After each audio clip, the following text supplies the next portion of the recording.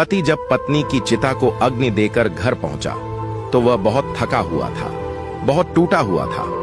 12 साल तक प्यार और समर्पण के साथ रिश्ता निभाकर वह तो चली गई, मगर श्रीकांत के हृदय में एक खालीपन सा छोड़ गई, जिसकी पूर्ति इस जन्म में नहीं होने वाली थी। सारे रिश्तेदार और मोहल्ले वाले बाहर आंगन में बैठे थे, मगर श्रीकांत उनके पास नहीं बैठ पाया। वह अंदर कमरे में आकर उस बेड को निहारने लगा जिस पर पति पत्नी के सुनहरे 12 साल गुजरे थे। अचानक उसकी नजर तकिए के नीचे झांकते कागज पर पड़ी। उसने जिज्ञासावश खोला तो देखा वह उसकी पत्नी का उसके नाम लिखा अंतिम पत्र था।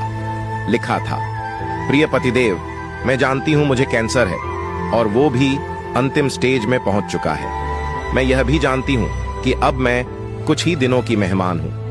यह भी जानती हूं आपने मेरे इलाज के लिए दोनों प्लॉट और सारे गहने बेच दिए हैं। मुझे नहीं बताओगे तो क्या मुझे पता नहीं चलेगा? अर्धांगिनी हूं आपकी। आपके चेहरे की रंगत पढ़कर जान लेती हूं कि आपको क्या परेशानी है। पिछले 3-4 महीने से आपको देख रही हूं।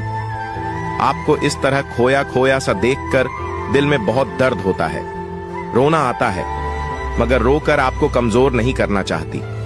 आप छुप छुप कर रोते हो वह भी देखती हूं। कितनी असहाय हो गई हूं मैं यारा कि आपके रोते हुए चेहरे के आंसू भी नहीं पहुंच सकती।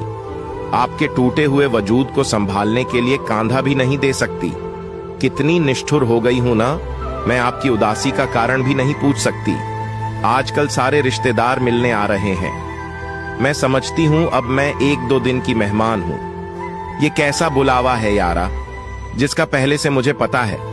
अब मुझे अपनी कोई परवाह नहीं है, मगर आपकी बहुत परवाह है। आपको तो मेरे साथ रहने की लत लगी हुई है। कैसे सह पाओगे ये गम?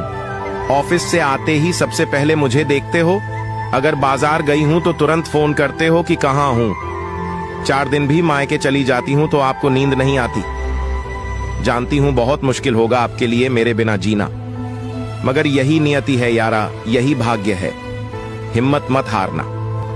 दोनों बच्चों की ढंग से परवरिश करना। अभी बहुत छोटे हैं। मेरे जाने के बाद बिल्कुल भी मत रोना। बच्चों के लिए खुद को मजबूत बना लेना। अच्छा किया जो बच्चों को उनकी नानी के पास छोड़ आए। उन्हें मत बताना मैं अब नहीं रही। बहुत छोटे हैं वो। उनसे कहना मम्मी बहुत जल्दी वापस आएगी। बिल्कुल भी मत रोना। आप मुझसे कहा करते थे ना कि मैं बात बात पर रो पड़ती हूं। अब देखो आपकी धन्नी कितनी मजबूत है। सब कुछ जानते हुए भी एक बार भी नहीं रोई।